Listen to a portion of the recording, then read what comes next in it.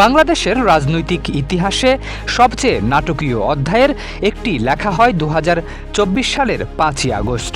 কিন্তু সেই দিনটির পেছনে ছিল টানা ৭২ ঘণ্টার উত্তেজনা, সংঘর্ষ, রাজনৈতিক সিদ্ধান্ত আর দ্রুত পাল্টে যাওয়া ঘটনাপ্রবাহ। কোটা সংস্কারের দাবিতে শুরু হওয়া আন্দোলন কিভাবে সরকার পতনের এক দফার আন্দোলনে রূপ নিল, আর কি ঘটেছিল শেখ হাসিনার পতনের আগের শেষ ৩ দিনে। ২ আগস্ট পর্যন্ত অনেকেই ধারণা করেননি যে কোটা আন্দোলন এত দ্রুত সরকার পতনের আন্দোলনে পরিণত হবে। তবে সেদিন রাজধানী ঢাকা সহ দেশের বিভিন্ন স্থানে গণমিছিল কর্মসূচি পালিত হয়। সংঘর্ষে হতাহতের ঘটনা ঘটে। রাজধানীর কেন্দ্রীয় শহীদ মিনারে জড়ো হন হাজারো শিক্ষার্থী, শিক্ষক, সংস্কৃতি কর্মী এবং সাধারণ মানুষ। সেদিনই আন্দোলনের সমন্বয়করা অভিযোগ করেন, ডিবি কার্যালয়ে নিয়ে তাদের ওপর চাপ সৃষ্টি করে আগের কর্মসূচি প্রত্যাহারের ভিডিও ধারণ করা হয়েছিল। একই দিনে ৩ আগস্ট সারা দেশে বিক্ষোভ এবং ৪ আগস্ট থেকে সর্বাত্মক অসহযোগ আন্দোলনের ঘোষণা দেওয়া হয়। ৩ আগস্ট শনিবার ঢাকার কেন্দ্রীয় শহীদ মিনারে বিশাল সমাবেশ করে বৈষম্য বিরোধী ছাত্র আন্দোলন। সেখান থেকেই ঘোষণা আসে সরকার পতনের এক দফা দাবি। সমাবেশে অন্যতম সমন্বয়ক নাহিদ ইসলাম বলেন, শেখ হাসিনার শুধু পদত্যাগ নয়, তার বিচারও হতে হবে। একই সঙ্গে গ্রহণযোগ্য ব্যক্তির নেতৃত্বে একটি অন্তর্বর্তী জাতীয় সরকার গঠনের দাবি জানানো হয়। এদিন শেখ হাসিনা আন্দোলনকারীদের সংলাপের আহ্বান জানিয়ে বলেন, গণভবনের দরজা খোলা। কিন্তু সেই আহ্বান প্রত্যাখ্যান করেন আন্দোলনের সমন্বয়করা। তাদের ভাষ্য ছিল, গুলি ও সহিংসতার মধ্যে সংলাপ সম্ভব নয়।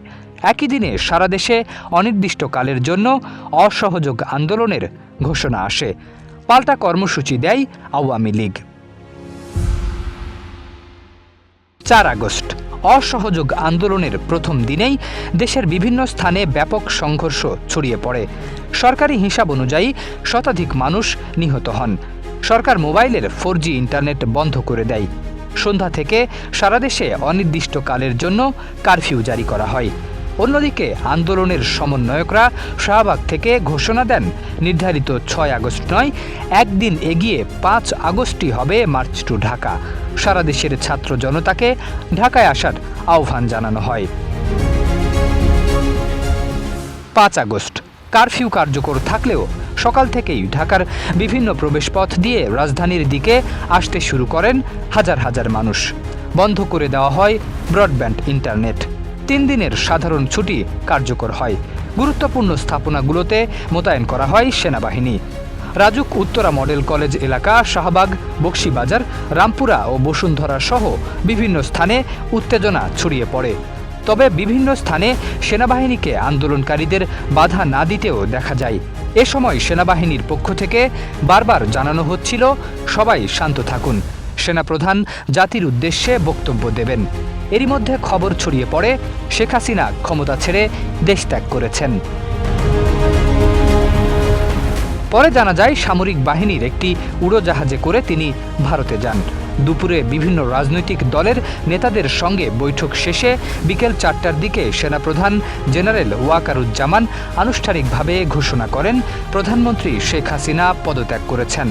তিনি জানান, একটি অন্তর্বর্তীকালীন সরকার গঠন করা হবে এবং এ বিষয়ে রাষ্ট্রপতির সঙ্গে আলোচনা করা হবে। দ্রুত একটি অন্তর্বর্তীকালীন সরকার গঠন হলে পরবর্তী নির্বাচনের ব্যবস্থাও নেওয়া হবে। মাত্র ৭২ ঘণ্টা, ৩ দিনের ব্যবধানে বাংলাদেশের রাজনৈতিক বাস্তবতা সম্পূর্ণ বদলে যায়। কোটা সংস্কারের দাবিতে শুরু হওয়া ছাত্র আন্দোলন শেষ পর্যন্ত শেখ হাসিনার টানা প্রায় ১৬ বছরের শাসনের অবসান ঘটায়। শরীফ উদ্দিন, ইত্তেফাক নিউজ।